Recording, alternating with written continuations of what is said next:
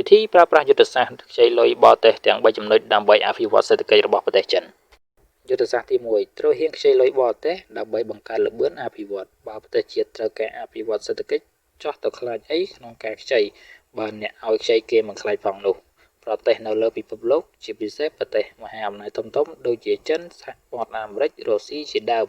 មកខ្ចីលុយពីប្រទេសដទៃទៀតមិនតិចនោះទេក៏ប៉ុន្តែអ្វីដែលប្រទេសចិនបានប្រើប្រាស់លុយទាំងនោះគឺដើម្បីធ្វើទំនើបកម្មសេដ្ឋកិច្ចសម្រាប់បង្កើនល្បឿននៃការអភិវឌ្ឍក្រោមការដឹកនាំរបស់លោកតេស៊ីពីងជឿជាក់លើការដឹកនាំសេដ្ឋកិច្ចបែបមូលធននិយមដែលជាបែបកុម្មុយនីសដោយអនុញ្ញាតឲ្យប្រជាពលរដ្ឋប្រកបរបរកសិកម្មជាលក្ខណៈឯកជនសហគ្រាសធំនិងមធ្យមយុទ្ធសាស្ត្រទី2មិនត្រូវខ្ចីលុយពីបរទេសច្រើនពេកនោះទេលោកតេស៊ីពីងតែងតែគិតទៅដល់លទ្ធភាពនៃការសងត្រឡប់ទៅវិញគុំធ្វើឲ្យមានបញ្ហាខ្ចីលុយទៅជាបន្ទុកធ្ងន់ធ្ងររារាំងដល់ការអភិវឌ្ឍជាតិទោះបីជាការសិក្សាដ៏ជ្រៅជ្រះទាក់ទងនឹងលទ្ធិកុម្មុយនីសពិតមែនតែទស្សនវិស័យក្នុងការអភិវឌ្ឍសេដ្ឋកិច្ចពិតជាខ្ពស់ហួសការស្មានសម្រាប់ប្រជាជនសាមញ្ញទៅទៀត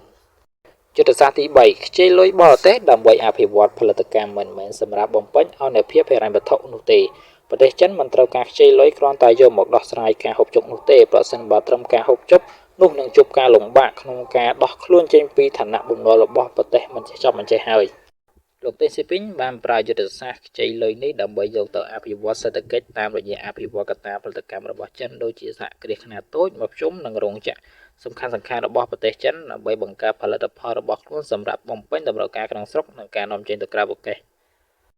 លោកតេស៊ីពីងគឺជាមេដឹកនាំកម្ពុជារបស់ចិនដែលប្រជាជនចិនតែងតែចងចាំបំភ្លេចនោះឡើយអំពីស្នាដៃរបស់លោកក្នុងការកសាងប្រទេសកុម្មុយនីសមួយនេះឲ្យទៅជាសេដ្ឋកិច្ចទំនើប